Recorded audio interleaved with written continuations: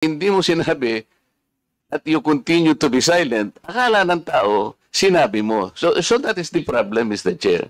And I think we are hearing this in order to correct the misconception and misinformation because it continues to spread. If you get the point, Commodore, Mr. Chair.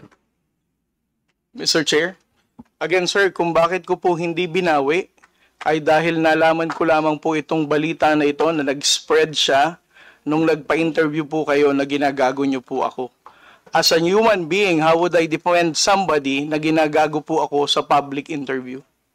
Mr. Chair, kung titingnan mo yung konteksto ng pagkakasalitan, hindi ikaw ang ginagago. Ikaw ang ginagago. Ang sinasabi ko rito, let us defend our own nang hindi tayo nagiging gago o kaya nagiging emotional. It's actually hindi sa tao kung hindi yung act na halimbawa wala tayong ginawa o kaya sinabi natin. Kasi nagmumula ako, Mr. Chair, sa pagkakasabi na hindi man lang tiningnang mabuti saan ba nang galing itong narrative. Ngayon, i-explain ko nga sa iyo, Commodore, ito yung nangyari doon sa pinagsimulan na dapat nating i-educate ang ating mga kababayan. Yun ang pinagmulan nun. So it is not disservice. I do not deserve to be called a traitor just like that. Kasi ang gusto kong mangyari, lumitaw, ma-informahan natin ng tao na sa ngayon, hindi pa talaga na itatala officially yung West Philippine Sea para malaman ng tao. At yun ang kailangan natin gawin. Pagsikapan natin, pagsakitan natin, ipatala natin, Mr. Chair. Because pag napatala na natin yun at ginugel nila, o talaga palang merong West Philippine Sea. Hindi lamang dahil sa nandun, gumawa na tayo ng batas. Because, Mr. Chair, that is preparatory para maipatala na nga natin Kaya lang natatagalan talaga. Ganun siguro yung proseso. So yung pong mga ibang vloggers, Commodore, hindi nila ma-recognize. Kaya example ko kanina, ginugoogle, wineways ni Congressman Barbers, yung kalye na gawa lang ni Congressman Paduano, hindi po niya makita. So nagkakaroon ng confusion. The tendency to be misinformed proceeds from the fact na hindi pa talaga na ipatala, sir. That's the only point. Mr. Chair, ngayon, kung babalik po sa Google, Mr. YouTube, ito kumakalat, lumalakad, but you are not doing anything to control this. So, ang daming, ngayon, nagbabas sila sa akin, si Marcoleta, pro-China. Ngayon, may lumitaw na naman through your platform. Lahat po ng senador na kagrupo ni ganito, lahat po sila ay pinoponduhan po ng China. Nandito ngayon. I will show it to you before you leave, sir, na lumilitaw na naman dito. So kasama po ako doon sa grupo na yon na pinipinance ng China. Ganun po So it becomes now an election misinformation that will impact on the credibility of the election. Maaaring mamislead po na naman ang mga tao. Yun po yung ating gustong ayusin. Yung misconception and misinformation. Lumitaw lamang po kasi sa kawalan ng information na hindi pa po natin naipatala, Commodore. Hindi pa nakatala talaga officially. Tayo-tayo po, walang problema Kung tayo-tayo lang.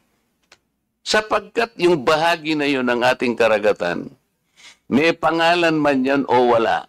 Sabi ko nga sa iyo kanina, tayong dalawa ilaban natin yun hanggang sa huling patak ng ating dugo. Atin yun at walang makakapagpabago nun. Ang problema, nagkakagulo tayo because of that misconception. Walang masamang tinapay doon, Mr. Chair. I want to explain that. Ngayon, ako nagpapasalamat ako sa iyo at sinabi mo ngayon at naliwanagan na hindi mo pala sinabi yung I am a traitor. So salamat kahit nahuli. Sabi nga natin, Mr. Chair, huli man daw at magaling, nayahabol din. Kaya lang ang problema ko ngayon, Mr. Chair, yun pong kumakalat na akala nila sinabi mo.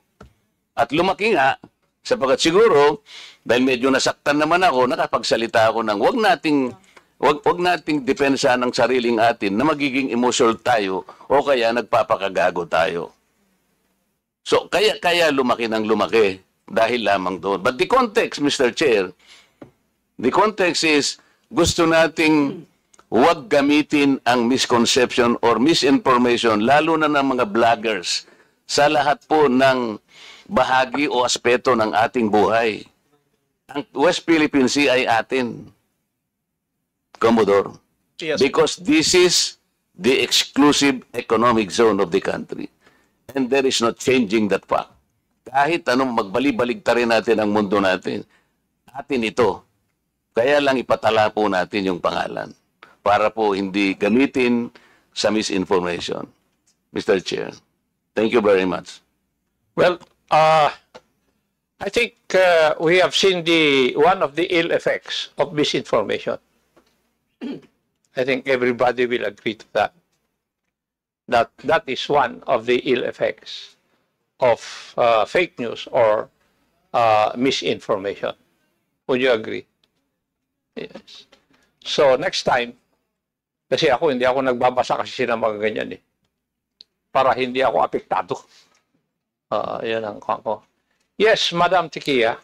Mr. Chairman, I would just like to, with the indulgence of the chair and the members, I also take exception to what the Commodore has labeled me as being makapili. In my testimony the first time, I said I am not pro-China, I am pro-Philippines. But I'm not makapili. He labeled several people as being makapili. And ako po'y apo ng isang guerrilla. So I took offense on that and I stopped following him. Ang nangyayari ho kasi reverse ngayon eh. Pag ang tao nasa gobyerno, nililabel ka as being makapili, just like that.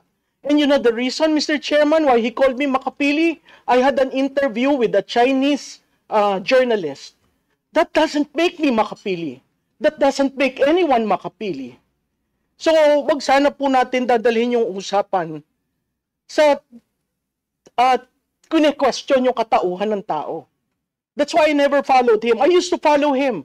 I used to question him. But after labeling me as makapili, na hindi po, alam na alam ng karamihan ng kaibigan ko, ako nag-decide na sana ako sa ibang bansa, pero umuwi ako. Pero for a man in uniform to call me makapili, that's insulting. Yun lang, sir. Any statement, Commodore? Yes, sir. The Global Times is the known propagandist of the Chinese government. If you're going to look at those personalities na in-interview ng Global Times, you're going to doubt what is the objective, why such personalities are being interviewed.